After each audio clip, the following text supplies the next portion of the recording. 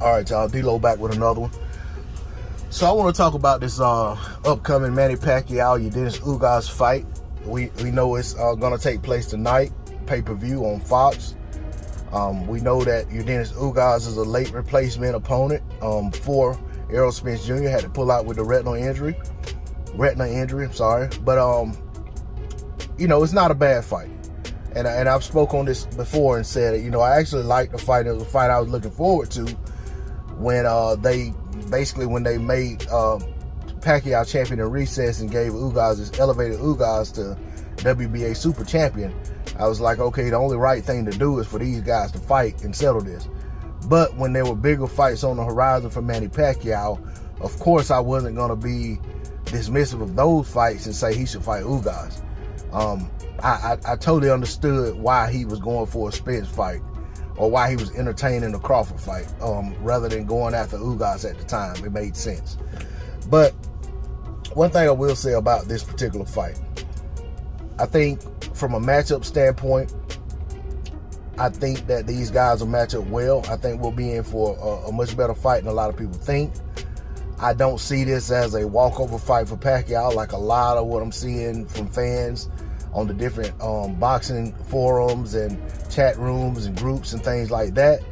I see this as a very difficult challenge for Manny Pacquiao and a difficult challenge for Yordenis Ugas. For one, just because of who Manny Pacquiao is and everything that comes along with Pacquiao, that mentally I think that makes it a tough fight for Yordenis Ugas. But then also all of the intangibles that Pacquiao presents in the ring, things that a lot of guys have never seen before. Of course, he's 42, so a lot of those things aren't as spectacular as they once were.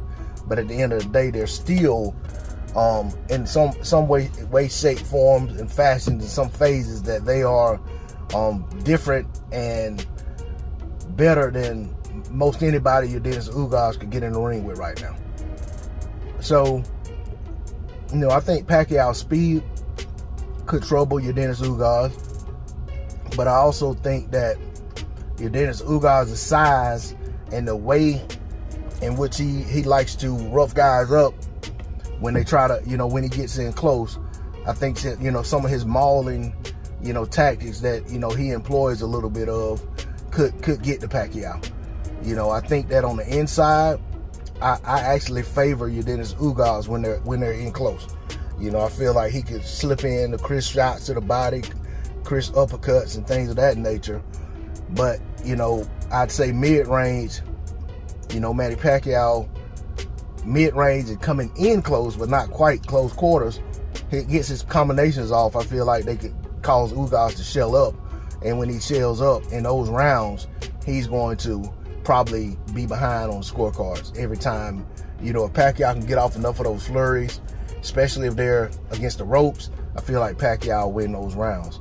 I feel like rounds in which Yordenis Ugas is able to make Pacquiao back up, you know, hit him to the body, give him trouble with his size, and, you know, land, you know, his jab on him, things like that. I feel like those rounds will probably go to Yordenis Ugas.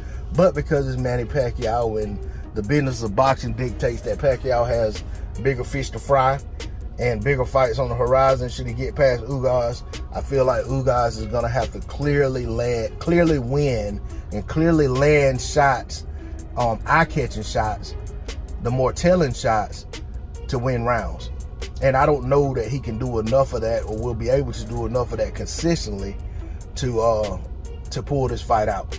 I think this could be a fight where us as fans see Yordenis Ugas as a winner in a close fight, maybe 115, 113, somewhere along in there. But the judges are going to see it, you know, probably flip the other way. And then you'll probably have one judge that scores at 114, 114. Granted, there's no knockdowns in the fight. I don't particularly foresee, I don't foresee Ugas getting caught with anything and getting dropped versus Pacquiao. That could happen, but I just going in, I don't see that happening. I think he's a little too defensively responsible, and you know, that he's a little too cautious to get caught with, say, the shot that Thurman got caught with and got dropped. And you know, it's just that Pacquiao just, you know, like I said, Pacquiao doesn't pull the trigger like he used to.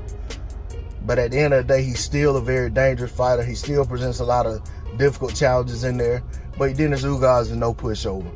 But for my pick, I picked Manny Pacquiao to win the fight, my majority decision. I will be pulling for Yordenis Ugas to win. I just think that with everything stacked against him, especially on short notice, even though it's short notice for both guys, but his short notice is that he's going up in caliber of opponent. Compared to Manny Pacquiao is considerably, you know, probably in his mind, he's going down a caliber of opponent. But at the end of the day, even if you say that Ugas and Spence are equal, at least Manny Pacquiao was preparing for that caliber of opponent. Whereas Yordenis Ugas was preparing for a guy who was basically going to be his toughest fight, his toughest competition in fighting Yordenis Ugas. So I think that stuff favors Pacquiao. But that's all I got on it. Y'all let me know your thoughts in the comment section. Like, share, comment, subscribe. I'm out. Peace.